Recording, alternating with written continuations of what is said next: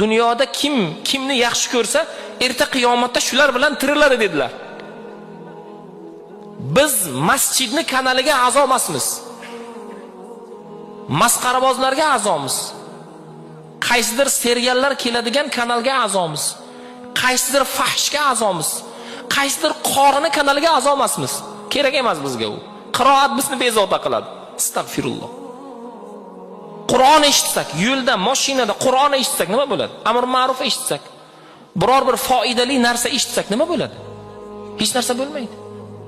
Lekin biz umuman na dinimizga, na diyonatimizga foyda keltirmaydigan narsalar bilan ovoramiz.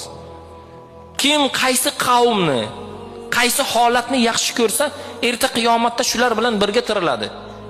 Endi o'ylang, bugungacha telefonlarimiz, ayollarimizni telefonlari, o'g'illarimiz, kelinlarimizni telefonlarini olib bitta tekshiring, ular erta qiyomatda qaysi qavm bilan tiriladi.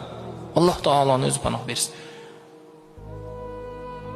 Shunday holatlarni biz ota bo'lib nazorat qila olmaymizmi? Kuchimiz yetmaydigan darajaga kelib qoldikmi biz?